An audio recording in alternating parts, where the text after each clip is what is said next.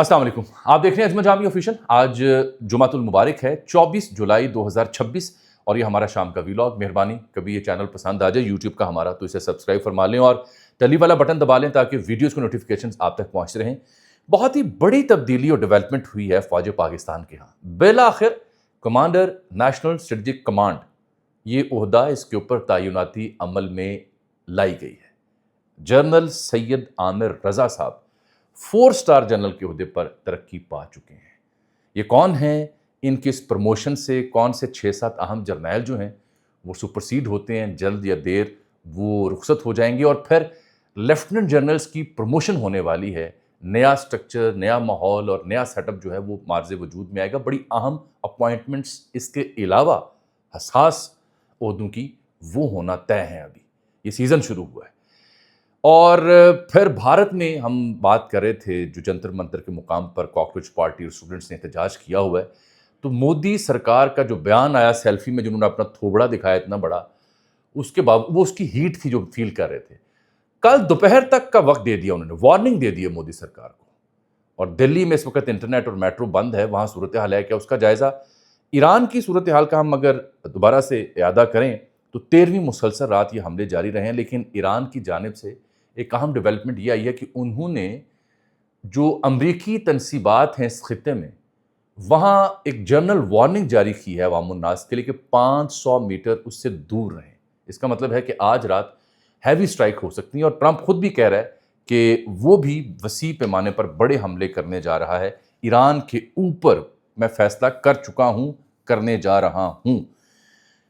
UAE Baradar दोस्त इस्लामी मुल्क Somaliland में खुफिया बेस बना रहा है। ये बड़ी अहम खबर है, इसका मकसद क्या होगा इसके ऊपर आगे जाकर रोशनी डालते हैं। सबसे पहले जनाब जनरल सैयद आमिर रज़ा साहब, टॉक ऑफ द टाउन, बहुत बड़ी खबर जिसके ऊपर गुफ्तगू हो रही है, वीलॉग्स हो रहे हैं, खबरें आप देख रहे हैं, ट्विटर सोशल मीडिया भरा पड़ा है। मैं आपको ज़रा पीछे लेके चलता हूँ। आपको याद होगा कि ये इसी नाचीज़ खाकसर सहाफ़ी का सवाल था जनाब तर्जुमान पाक फ़ौज DGISPR से, जो बड़ा मशहूर भी हुआ। उन्होंने खूब अपने दिल की भड़ास भी निकाली और वो सवाल इसी मौजू पे था कि जनाब CDF बन गए, फील्ड मार्शल बन गए, तो उस तरमीम जो 27वीं तरमीम के बाद आर्मी एक्ट में तरमीम हुई थी उसके मुताबिक एक ओहदा और है जो तख्लीक किया गया जिसे NSC कहते हैं, कमांडर नेशनल स्ट्रेटजिक कमांड। तो अर्ज़ की थी कि साहब इसका क्या बना, इसकी तैनाती कब होगी, क्यों नहीं हो रही। तो अब वो तैनाती हो गई है। ये वही सवाल था जो आपको याद होगा और जिसके बाद चाय पेश की गई थी। तो ये जो तैनाती हुई है जनरल साहब की, सैयद आमिर रज़ा साहब की, एक तो ये ख़ुद भी OTS हैं, ऊपर से सैयद बादशाह हैं और CDF और आर्मी चीफ और फील्ड मार्शल के बाद ये 4 स्टार है। तो इसका मतलब है 4 स्टार होने के बाद कई लोग सुपरसीड भी हुए, उनकी डिटेल भी बताता हूँ। लेकिन मैं 2 चीज़ें आपसे अर्ज़ करना चाह रहा हूँ कि उस तरमीम में लिखा क्या गया था, फिर इनका तारुफ भी पेश करते हैं। यानी फील्ड मार्शल और CDF के अलावा जो गुंजाइश थी 4 स्टार की, उसकी निगरानी पहले ये जो जौहरी और तस्वीराती असासे होते हैं हमारे, वो chairman joint chief of staff committee general Sahir Shamshad Mirza थे आखिरी, वो ओहदा ख़त्म हुआ तो ये ओहदा तख्लीक हुआ नेशनल स्ट्रेटजिक कमांड का। तो ये बाइख्तियार सरबरा तसव्वुर किए जाएंगे। एक ख़बर ये भी थी कि DGISI जो है मौजूदा, वो चूँकि 4 स्टार नहीं बने तो उनका नाम भी शायद ज़ेर गौर था इस ओहदे के लिए। तो ये इस डेवलपमेंट को यूँ पढ़िए आप। अब चूँकि ये CGS रहे हैं जनरल सैयद आमिर रज़ा साहब, तो सबसे अहम ओहदा इसके बाद CGS का होगा जो राइट हैंड होते हैं आर्मी चीफ के और फौजी मामलात को देखने के लिए। तो वो ओहदा भी खाली हुआ, वहाँ भी तैनाती होगी। लेफ्टिनेंट जनरल आमिर रज़ा साहब के 1989 से 2026 तक का उनका कैरियर, इसमें एक अहम तकर्री और तरक्कियों का और तबादलों का तवील सिलसिला शुरू होने की अंडरस्टैंडिंग में ले रहा हूँ, क्योंकि पिछले कोई 18-20 माह से अपेरेंटली जो दस्तयाब मालूमात हैं, किसी मेजर जनरल से लेफ्टिनेंट जनरल के ओहदे पर तरक्की नहीं हुई। ये जनरल मुशर्रफ ने जब अपनी एक टीम बनाई थी तो कहा जाता है माहिरीन के मुताबिक उन्होंने 35 या 36 मेजर जनरल्स को प्रमोट किया था और जनरल बाजवा ने 24 मेजर जनरल को सुपरसीड किया था।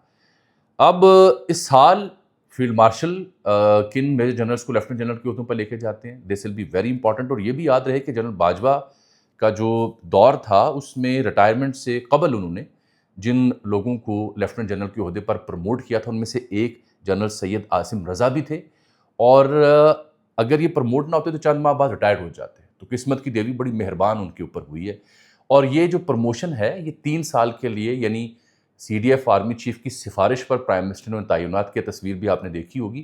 اور اس کی ایک اہم بات یہ ہے کہ یہ مزید 3 سال بھی اس عہدے کو بڑھایا جا سکتا ہے، ایکسٹینشن انہیں مل سکتی ہے، اور یہ فیصلہ عدالت میں چیلنج بھی نہیں ہو سکتا. آرمی ایکٹ کے تحت جو اس عہدے پر تعینات شخص ہوگا اس کی ریٹائرمنٹ کی عمر اور دیگر ضوابط اس کے اوپر لاگو نہیں ہوں گے، ان شرائط کا ان کے اوپر اطلاق نہیں ہوگا. یہ 27ویں ترمیم کے بعد جو امینڈمنٹس تھی اس کے نتیجے میں یہ چیزیں آپ کے سامنے آئی ہیں. اب 2 چیزیں میں آپ سے عرض کرتا ہوں. یہ ہے بنیادی طور پر 6 لانسر یعنی آرمڈ کورس سے تعلق ہے جنرل سید عاصم رضا کا. 22واں OTS کورس جو تھا اس سے ان کا تعلق ہے، اور 7 لیفٹیننٹ جنرل کچھ ماہرین کے مطابق، بالخصوص میں بھٹی صاحب کو، ممتاز بھٹی صاحب کو دیکھ رہا تھا، وہ بتا رہے تھے وہ سپر سیڈ ہوئے ہیں. میرے پاس ان کی فہرست بھی ہے جو پبلکلی اویلیبل ڈیٹا بھی ہے. یعنی اس وقت جو DGIS ہیں لیفٹیننٹ جنرل عاصم ملک، پہلے ہی وہ توسیع پر ہے نا، توسیع دی گئی انہیں اپنی ملازمت میں. وہ چیئرمین، کیونکہ وہ تو 3 سٹار ہے، 4 سٹار بن گیا تو اس کا مطلب وہ سپر سیڈ ہو گئے. Chairman NDMA lieutenant general Inam Haider, corps commander Lahore lieutenant general Fayyaz Hussain Shah Sahab, corps commander Mangla lieutenant general Noman Zakaria, بڑی کمپیٹنٹ جرنیل، army air defence commander lieutenant general Zafar Iqbal, اور military secretary lieutenant general Shahid Imtiaz. یہ بھی بڑے اہم تھے. شاہد امتیاز صاحب بڑی اہمیت کے حامل شخص تھے. تو یہ جو 7 لوگ ہیں یہ ہوتے ہیں سپر سیڈ. کچھ جگہوں پہ احسن گلریز صاحب کا بھی نام لکھا ہوا ہے جو ملتان کور کے ہیں، لیکن مجھے یہ کنفرم نہیں ہے کہ کیا وہ اس کھاتے میں آتے ہیں یعنی ہیں. وہ بھی 80ویں لانگ کورس کے. تو 80واں لانگ کورس جو ہے وہ فارغ ہو رہا ہے آہستہ آہستہ. یہ جو تقرر، تبادلے اور پروموشنز کی کہانی ہے، جو میری معلومات ہیں ریسنٹلی جو 96واں لانگ کورس تھا اس کے جو بریگیڈیئر تھے وہ میجر جنرل پروموٹ ہوئے ہیں، کئی ایک ریسنٹلی اس فیصلے سے پہلے. تو اس کا مطلب ہے کہ جو اوپر لیفٹیننٹ جنرل ریٹائرڈ ہوں گے، یہ سپر سیڈ ہو رہے ہیں، جن کی مدت ملازمت ختم ہو رہی ہے، 18-20 ماہ سے ان کی تقرریاں نہیں ہو رہی تھیں، تو اب NSC لگنے کے بعد وہ سلسلہ بھی شروع ہوگا. اثر نو موجودہ آرمی چیف اور CDF ایک اپنی ٹیم ترتیب دیں گے، اور اس سلسلے میں جو میری انڈرسٹینڈنگ ہے اس کے مطابق نیا DGIS آئے اور اس کے نیچے جو عہدے ہوتے ہیں پاکستان میں، جو مشہور عہدے ہوتے ہیں اس معاملے کو دیکھنے والے، وہاں بھی تبدیلیاں اور تقرریاں آپ دیکھنے کو ملیں گے. جو نام بڑے مشہور ہوئے پچھلے چند برسوں میں، میرا خیال ہے کہ ان کے لیے شاید پروموشنز یا مزید تقرریاں ممکن نہ ہو پائیں. یہ ایک میرا خیال ہے، یہ یاد رکھیے گا. تو سمجھدار لوگوں کے لیے اشارہ کافی ہے، باقی اللہ جانتا ہے جی، اللہ بہتر سمجھتے ہیں ان معاملات کے اوپر. یہ تھی اہم ترین ڈیولپمنٹ، جس کے بعد ہم آگے بڑھتے ہیں. یہ کور کمانڈر لاہور بھی رہے ہیں فیاض غنی کے بعد، اور یہ ہیوی جو انڈسٹری ہے آپ کی ویپنز کی، ٹیکسٹا والی، اس کو بھی دیکھ چکے ہیں. CGS بھی رہے عامر رضا صاحب. سو گیم از آن. سمپل سی کہانی میں نے آپ کو یہ پیش کرنی تھی. اب آ جاتے ہیں دوسرے معاملے کے اوپر. یہ جو دلی کی صورتحال ہے وہاں جنتر منتر چوک کے اوپر، اس کی اپڈیٹ پہلے مجھ سے سن لیں. وہ جو آشوتوش رنکا جی ہیں، جو ترجمان ہیں ان کے کاکروچ جنتا پارٹی کے، کل رات آپ نے نریندر مودی کی ایک سیلفی کے اوپر ویڈیو دیکھی. میری اطلاع یا معلومات یہ ہیں کہ مودی اس احتجاج کی ہیٹ اس نے فیل کی. پہلے پہل نریندر مودی، اس کی حکومت، اس کی سرکار اور اس کے میڈیا نے اس کو گھاس نہیں ڈالی کہ ہم اسے ڈیل کر لیں گے، لیکن والیوم اتنا بڑا ہوا، احتجاج کا دائرہ کار، اس کی ہیٹ اتنی تھی پوری دنیا تک جب محسوس ہوئی، تو مودی مجبور ہوا ایک ویڈیو پیغام جاری کرنے کے لیے کہ ہم ان کی کنسرن کو ایڈریس کریں گے. اور وہ جو سیلفی فریم ہے، یہ میں آپ کو سائنس سمجھانا چاہ رہا ہوں. جو لوگ ڈیجیٹل میڈیا اور کمیونیکیشن سائنس کو سمجھتے ہیں، یہ مودی کو تجویز کیا گیا تھا کہ کیونکہ جین زی ہے، سیلفی میں کلوز اپ میں ویڈیو جاری کریں تو اثر ہوگا، بجائے اس کے کہ آپ کیمرے دوردرشن کے یا پرائیویٹ میڈیا کے ایک فریم میں لگائیں تو وہ فارمیلٹی لگے گی. انفارمل آپ ہو جائیں مودی جی، اور اپنے موبائل سے اسے آپ کیچ کریں اور وہ ویڈیو جاری کریں. تو کانسیپٹ مودی کے پیچھے یہ تھا کہ یار یہ یوں منہ پہ کیمرہ چڑھا کے تو میں ویڈیو پیش کرتا ہوں، تو اتنا بڑا تھوبڑا آ رہا ہے اور وہ بات کر رہا ہے. ہوا یہ ہے کہ یہ جو آشوتوش رنکا ہیں، ترجمان کاکروچ جنتا پارٹی کے، ان کی ملاقات ہوئی وہاں پہ یونین منسٹر جو JP ناڈا اور جتیندر سنگھ سے، اور وہاں انہوں کو یقین دہانی کروائی گئی کہ جو سرکار ہے دلی میں بی جے پی کی، وہ جو ان کے کیندریہ شکشا منتری یعنی وزیر تعلیم ہے دھرمیندر پردھان، ان کے استعفے کی مانگ کر رہے ہیں نا یہ کاکروچ والے. پرچہ جب لیک ہوا 22 اسٹوڈنٹس کی ہتیا ہوئی، یعنی انہوں نے اپنی جان لی، تو اس کے بعد کل دوپہر تک کا یہ وقت دے رہے ہیں بھارتی حکومت کو. بھارتی حکومت نے انہیں گرین سگنل دیا ہے کہ ہم آپ کے مطالبے پر کان دھرتے ہوئے وزیر تعلیم کے استعفے پر غور کر رہے ہیں، کل دوپہر تک کا ٹائم دیں. انہوں نے کل دوپہر تک کے ٹائم کو ایک وارننگ سائن کے طور پر لیا. کولکتہ تک یہ احتجاج پھیلا ہوا ہے. یہاں دلی میں جو میٹرو سروس ہے وہ بند کر دی گئی ہے. دلی سینٹرل میں انٹرنیٹ سروس بند کر دی گئی ہے. اداکاروں سے لے کے بڑے بڑے معروف چہرے نام، یعنی انڈیا کے حوالے سے ایک ہی خبر ہے جو وائرل ہو رہی ہے، اور وہ یہ جنتر منتر کے مقام پر لوگوں کا احتجاج ہے. میں نے کل بھی آپ سے عرض کیا تھا کہ جو پاکستان کی صورتحال سے اس کی مماثلت تلاش کرتے ہیں، کئی قدریں مشترک ضرور ہیں، لیکن بہت بڑا فرق ہے. یہ ایک آرگینک انڈیجنس اٹھنے والی تحریک ہے عوام الناس کے لیے کی وجہ سے، اور یہ پولیٹیکل ایکٹیوسٹ جو ہیں وہ فیول نہیں بن رہے کسی سیاسی جماعت کے لیے.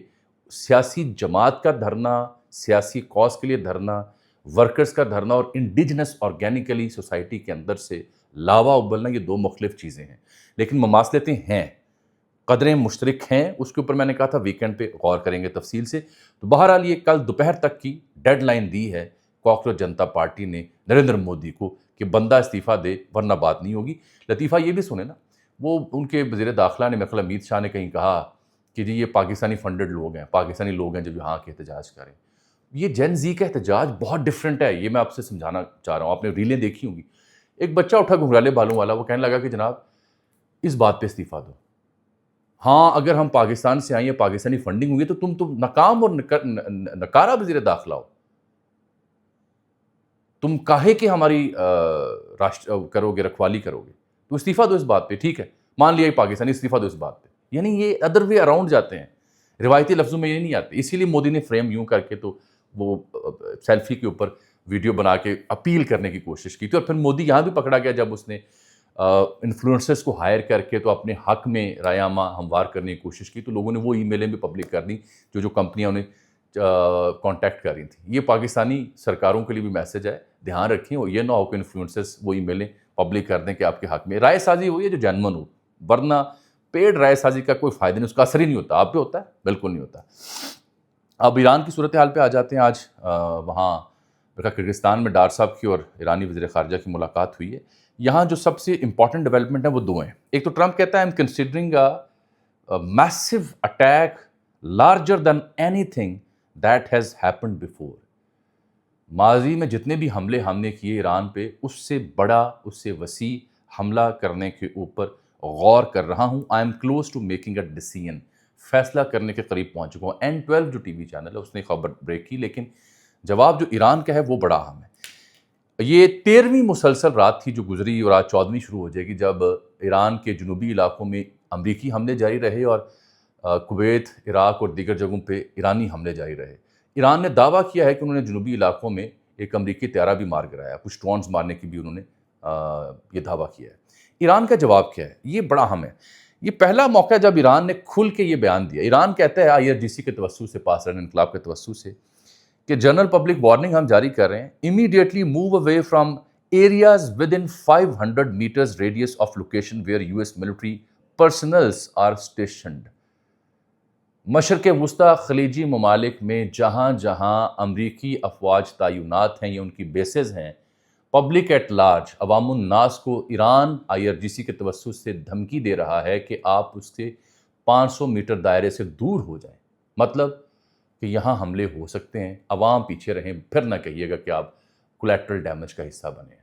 تو میں 2-3 دنوں سے یہی عرض کر رہا ہوں کہ مجھے یہ جنگ پھیلتی دکھائی دے رہی ہے، سمٹتی دکھائی نہیں دے رہی، کیونکہ ایران نے جو 10 روزہ عارضی جنگ بندی کی تجویز تھی وہ مسترد کی ہے. اوپر سے ٹرمپ کا لب و لہجہ آپ کے سامنے ہے. یہ کہانی اس لیے اہم ہے جو میں کہہ رہا ہوں جنگ پھیلتی نظر آ رہی ہے کہ کلیش رپورٹ نے ایک خبر آج جاری کی ہے جو اس طرح توجہ حاصل نہیں کر سکی. میں اسے مستقبل کے منظرنامے سے جوڑ کر اس خبر کو پڑھ رہا ہوں، چاہے وہ اگلے روز اسرائیل کا جو ڈائسپورا کا وزیر ہے اس کا بیان ہو ایک پوڈ کاسٹ میں جو ہم نے ویلاگ کا حصہ بنایا، یا نریندر مودی کی خود کی تقریر ہو کنیسٹ اسرائیلی پارلیمان میں، یا آج کی ڈیولپمنٹ جو کلیش رپورٹ بتا رہا ہے. آج کی ڈیولپمنٹ کیا ہے کہ U A E nears completion a secret military base in Somaliland. Somaliland جو اسرائیل، بھارت اور دیگر قوتوں کے تعاون سے صومالیہ کے اندر سے نکالا گیا ہے ملک، وہ وہاں ایک سیکرٹ بیس جو ہے وہ متحدہ عرب امارات بنا رہا ہے. یہ ذہن میں رہے کہ اسرائیلی ڈائسپورا منسٹر اور مودی نے کہا تھا کہ نئے اتحادیوں میں اسرائیل، امریکہ، صومالی لینڈ، گریس، سائپرس یہ اتحادی ہیں. ترکیہ، پاکستان، سعودی عرب اور مصر کے جواب میں. تو وہاں صومالی لینڈ کا جو سو کالڈ وزیر اعظم ہے اس نے اسرائیل کا دورہ بھی کیا ہے، اور وہاں بھی یو اے انویسٹمنٹ کر رہا ہے. ملٹری بیس بن رہی ہے جہاں پہ نام ہے باربرا ایئرپورٹ کے قریب. 10 ماہ ہو چکے. ایئر ڈیفنس سسٹم، بنکرز اور ڈرون ہینگرز وہاں پہ بنائے جائیں گے. یہ جو ڈیولپمنٹ ہے اس سے دیکھ کے نہیں لگتا کہ باب المندب کے علاقے ہوں، آبنہ ہرمز کے علاقے ہوں، مشرق وسطیٰ کے معاملات ہوں، یہ جلد ہینڈل ہوں گے. یہ جلد ہینڈل نہیں ہوں گے. اردن، بحرین اور عراق کا علاقہ اربیل جہاں پہ انہوں نے حملہ کیا ہے ایران نے، اور ٹرمپ نے اب نئی وارننگ جاری کی ہے ایران کے لیے کہ اگر آپ نے دوبارہ کسی شپ ویسل کو ٹارگٹ کیا تو جو آپ کے اثاثے ہم نے فریز کر رکھے ہیں اس سے رقم لیں گے اس کے نقصان کے اوپر. ایران اس کو مسترد کر رہا ہے، اس کے اوپر احتجاج کر رہا ہے. بہرکیف مجھے آج کے لیے اجازت. اللہ حافظ.